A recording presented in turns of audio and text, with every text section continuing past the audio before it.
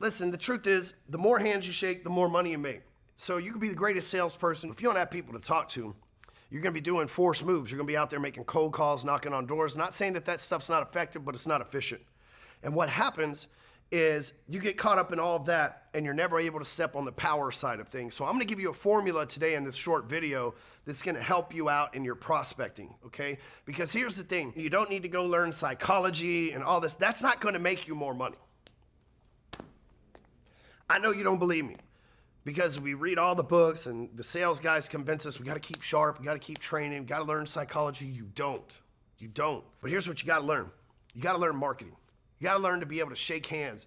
You gotta be able to learn to get eyes on you. You gotta be able to learn to get attention. Attention is the currency in the current economy, okay? The more eyes that are on you, the more likely the people are gonna buy from you. The more likely they're gonna send you referrals.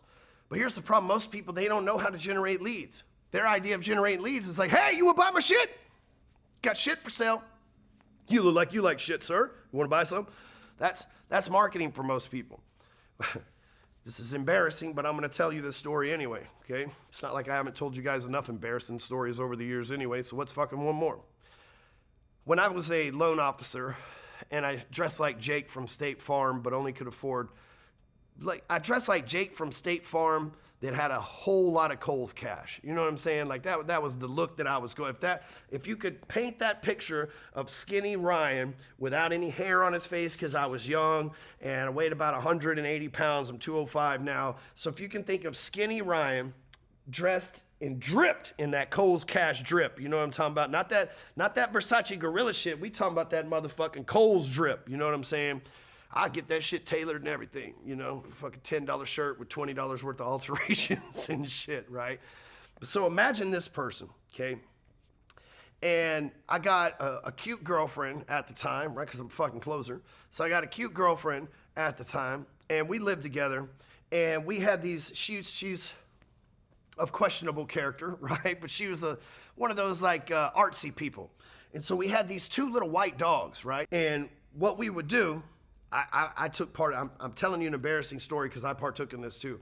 We would take red Kool-Aid and we would just get them wet in the bathtub, and then we would take the red Kool-Aid and then pour it down the back of the dog, right? And then we would rub it in like shampoo, okay? And then we roll all the way down the tail and everything, because they were little Maltese dogs, so they were like real long white hair, you know? Then we would leave it there for a few minutes, let the red shit, the Kool-Aid dry in its hair, and then we would spray it off and rinse all the red shit down the drain, and these dogs would be pink. They'd be bright fucking pink, right? And so what I did, because I thought this was marketing, what I did was I made a postcard on Vistaprint way back in the day. I've been Vistaprinting for a long time because this was 2005. I made a postcard on Vistaprint of me and her holding these two pink dogs, and it said some gimmicky shit on there. And the thing that's funny is I got a couple of deals out of it, but most of the calls that I got were, hey, how'd you dye that dog pink? Or, hey, how did you do the Photoshop to get that? Nobody gave a shit about the mortgages I was peddling because my offer was ridiculous. It was like, come do business with me, right? And it was just some dumb shit, right? And so the reason why I tell you that is, man, I thought I had this thing going. I had this great marketing plan. I was gonna get all these leads, and my idea was most realtors are female. So if I show up with two pink dogs and a cute chick, I look like, and I was wearing a pink shirt too. I told you, man, I was bought into that Kohl's cash. I was draped out in a pink, you know, off-brand polo shirt. It was a yellow shirt, you know what I'm saying? Because you only got one. Anyway, so Yogo shirt, you only got one. Anyway, all right, back to the point. This campaign cost me $500-600, which was a lot of money back then. It failed. I thought it had all the points, the cute dogs, blah, blah, blah. And I made, like I said, maybe I did 1 or 2 loans, so I might have made an ROI from it. But mostly, it was people wasting my time wanting to know about the dogs. Why? Because I didn't have this simple formula in place, okay? So when you make an offer on social media, it's not buy my stuff. When you make an offer on Twitter, you don't tweet, hey, I got 20s for sale, right? That's not how it goes. You use this formula right here. How to get X without having to do Y. X represents what they want. Y represents what they don't want. We're back in algebra, folks, okay? So how to get 6-pack abs without having to starve yourself. How to get ripped muscles without having to go to the gym, right? Now, first of all, when you create this offer, it needs to be ridiculous, but it can't be false.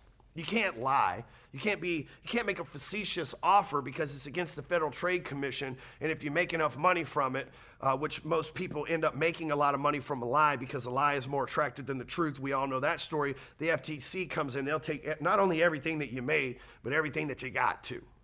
So you want to make sure that it's a big, outrageous claim, but you don't want it to be a lie. There's a big difference. So you might say, how to get six-pack abs without having to starve yourself. See, that's totally possible. I have a six-pack. I'm not hungry.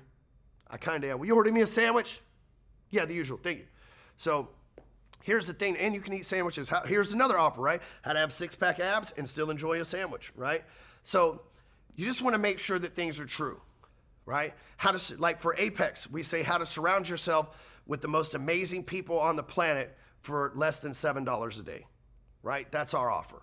Okay. How to surround yourself with a network of winners so that you too can represent what winning looks like at all times, right? Very simple offer, but we're not going to lie. We're not going to say join Apex and become a millionaire in a year. Although a lot of people do that, it would be false if I said that everybody could do that. Big difference. Okay. So learn how to state your offers. So maybe you tell a story on social media and you make an offer at the end of the story. Make sure your offer is how to get X, what they want, without having to do Y, what they don't want.